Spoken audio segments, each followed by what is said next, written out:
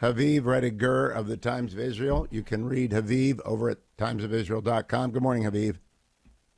Good morning, Hugh. Thanks for having me.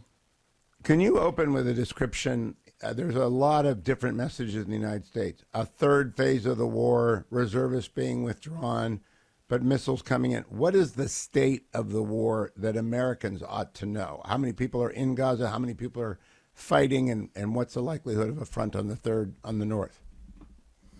The war in Gaza is essentially two theaters. There's the northern theater, mostly Gaza City, and then there's the southern theater centered around Khan Yunis. The northern campaign, the northern half of the war, is way past the ground maneuver. The Israeli military controls the above ground just about everywhere. And now we're looking at starting what I call the tunnel war, what some are calling the counterinsurgency. This is a long, drawn out, it's going to be many months at the very least, where we try and pull the last remaining few thousand Hamas fighters from tunnels in which they have been for months. And in the south, in Khan Yunis, we are still in the above ground maneuver. And so there is still efforts to take the above ground parts of Khan Yunis and then begin that counterinsurgency and tunnel war.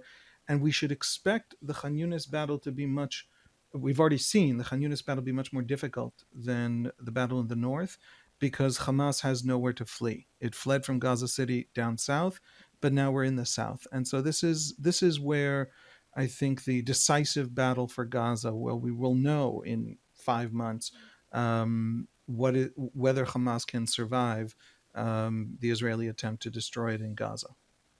Now, Raviv, I describe, as I don't know anything about Gaza except what I read, but I understand it to be about the size of the Beltway, so that if the IDF took Chevy Chase and northwestern Washington, D.C., and they've moved out to some parts of Washington, D.C. proper, and they're trying to get to Alexandria, but all the trains are shut down. The subway system is basically where Gaza's Hamas terrorists are living. That's a pretty difficult operation, isn't it? Yeah, I unfortunately don't know much about the Beltway, so I can't help you with that. But I think that Hamas has managed to make itself an enemy unlike any ever faced by any standing military. It is not a simple guerrilla force that attacks, strikes, does its terror attack, and then hides behind civilians. It's also not a standing army with territory and a state. It's some kind of a hybrid of the two. So it has the irresponsibility of a guerrilla war, of a guerrilla force. It attacks and then hides behind civilians and says, come get me. You're not going to be willing to kill the civilians required to get me, so I'm safe. But it also controlled Gaza for 17 years and bent all of Gaza's economy to build hundreds of kilometers of tunnels to hide in. And so what Hamas is essentially the kind of the challenge that you face with guerrilla, just in military terms, the challenge you face with guerrilla forces, but in order of magnitude larger, more difficult. It is dug in a way ISIS never could dig in. It is dug in to an extent never seen before in the history of warfare. And that's why this tunnel war, the IDF already has had to innovate tremendously on the ground, and this tunnel war is going to take a long time. I have read that there are 132 estimated hostages remaining in the control of the terrorists. That's an IDF number. 8 of them are Americans. We never hear the 8 American names. We never see a story about it because President Bumble, my name for him, just doesn't want to talk about it. Haviv, have people written them off in Israel? Absolutely not. Good. We had a long debate about hostages at the very beginning of the ground war back in late October. And the ground invasion began, and the families of the hostages came to the defense minister, and they said to Yoav Gallant, and they said to him, have you killed our family members? Because now the ground war is beginning and we don't have the hostages. And he said to them what is Israeli policy to this day and has proven itself above and beyond everyone's hopes and expectations. And that is Hamas cannot be allowed to drip out a hostage to avoid being destroyed in Gaza. We will not leave Hamas in Gaza. And so we can't play their game. What we need to do is put such massive military pressure on Hamas that to buy from us a day of respite, of survival, they will give us a significant number of hostages. The deal we saw in November for, I think it was 7 days, Yes. for 90 hostages, 90 Israeli hostages and another certain number of also foreign workers from Thailand and a few others. That vindicated Defense Minister Gallant's policy, and that's the policy going forward. We know that Sinwar is hiding somewhere in Khan Yunis with hostages, and we know that he's planning to try to buy his own escape from Gaza at the last minute by handing us those hostages, and that's okay. We're willing for that deal to happen. But military pressure is the only thing that's going to get those hostages out. Before we get to our first break, can you give us a comprehensive review of what's going on in the north? The average American who reads about this, me, I think there are 100,000 Israelis who cannot live in their homes. They're living in motels somewhere. Very difficult to have any kind of business going on up there.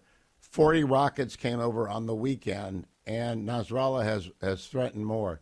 What is the position in the north? What does Haviv Rettig Gur think is going to happen there? Hezbollah is in a tough spot. It wants to look like it's leading the resistance against Israel in the name of all of Islam in the Muslim world.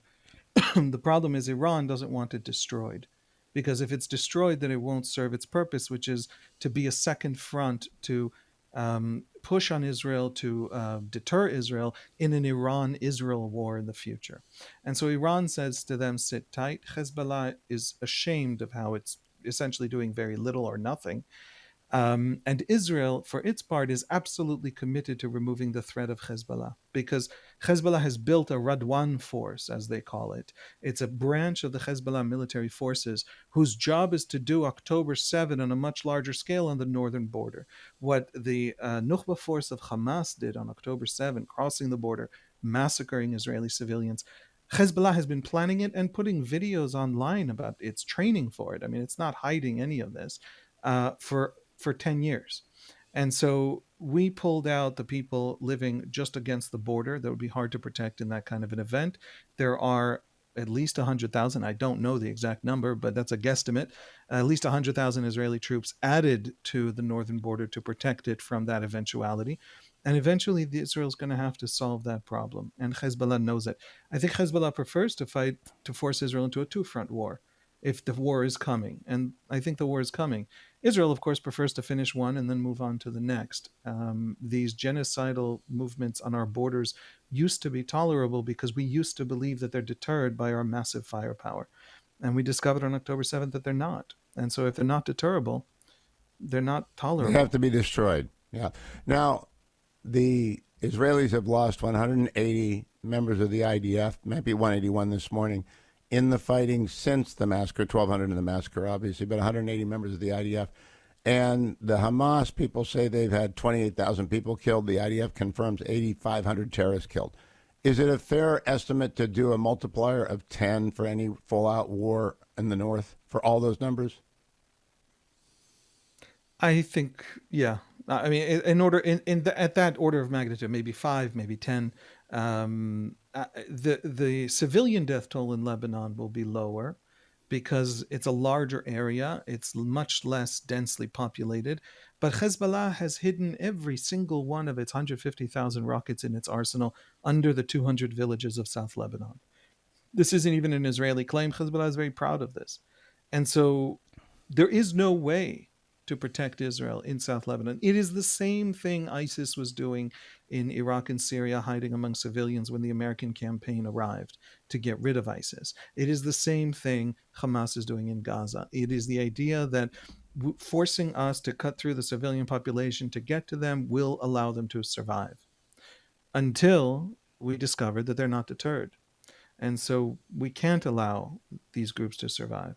And so that's Haviv, I've heard your colleague tragedy. Amanda. I've heard Amanda remark with other of your colleagues about the engineering marvel that is the Hamas tunnel system. And it's so close to the sea, and it's so big, and it's so vast, and they built it in 17 years. Hezbollah has been building it longer than that with more money from Iran and more expertise. It must be quite a barrier. As much as we can tell, it's astonishing. Yeah. And tragic. Your government spends your tax dollars, sometimes efficiently, sometimes inefficiently, but it spends them on you. And Hezbollah has taken the economy it controls, Hamas even more so because it really did fully control the economy of Gaza for 17 years, and bent all of it to building this strategy, to turning Gaza into one vast trap for civilians, and then launching the war in which the enemy feels they have no choice but to come through the civilians.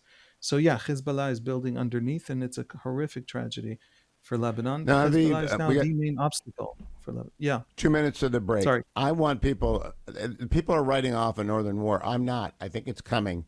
But in the United States, I'm afraid our politicians aren't talking about that. Tony Blinken makes statements. President Biden goes off script occasionally, makes us think that it's over. I think that's profoundly wrong for Americans to think. What do you think Americans ought to be thinking about in terms of how long shooting, fighting, killing is going on both sides, on North and South? I think the Israelis would like to compartmentalize. You solve the problem of Hamas in Gaza, then you move on to other problems. So, in that sense, there could be some time before the war in the north. Um, we cannot live next to Hezbollah. We used to be able to. After October 7, we learned things that we have a humility. We don't think we understand their psychology anymore. We don't think they're deterred, and therefore we can't. The very fact that the Israeli government is paying the hotel bills of 100,000 Israelis who for 3 months haven't been home tells you the Israeli government plans to solve this problem.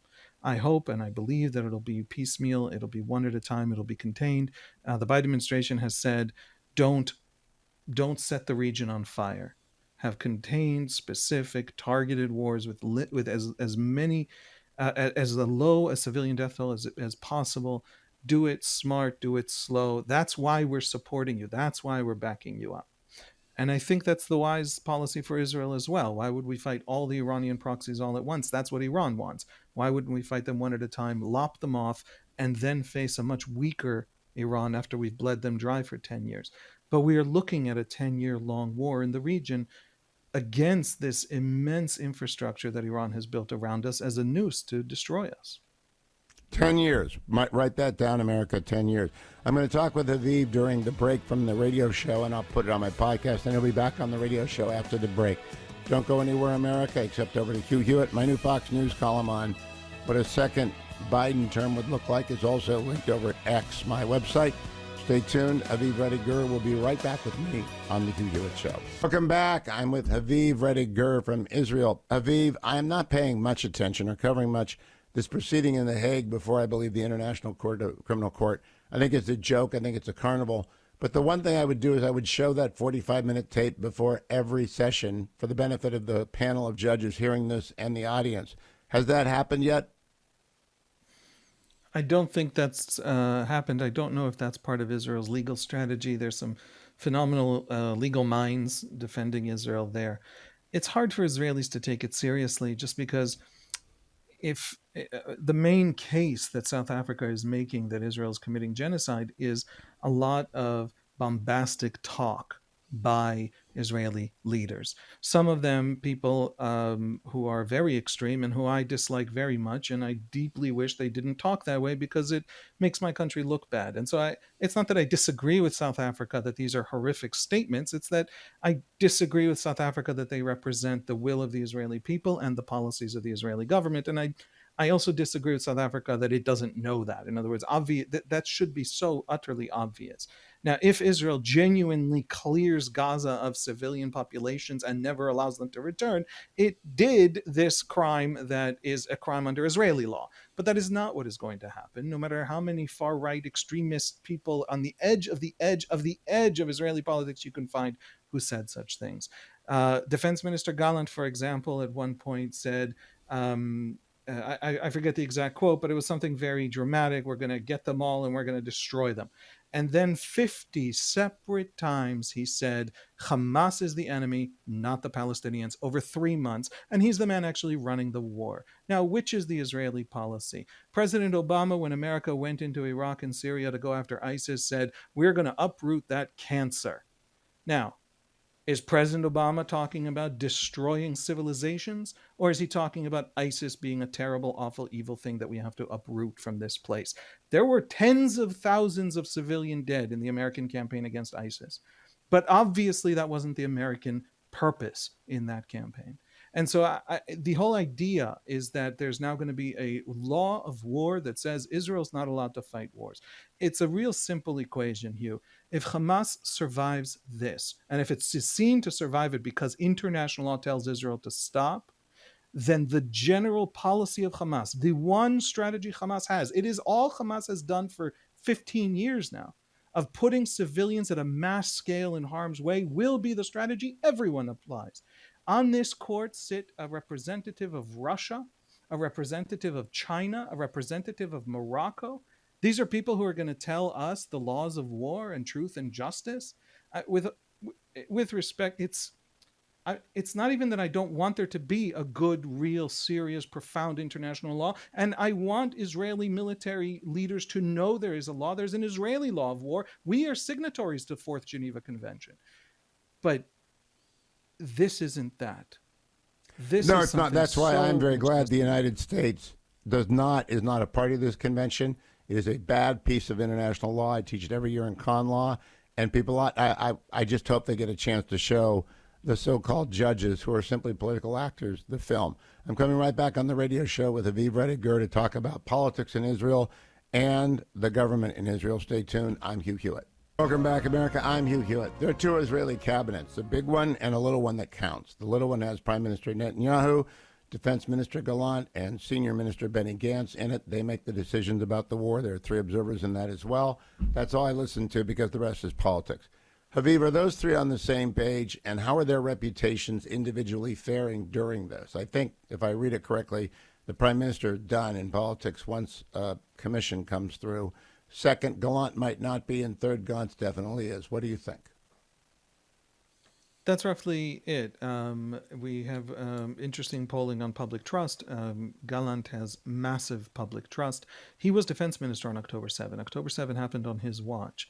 And he said that. He got up in front of the nation and he said, this is on me. I am responsible for this.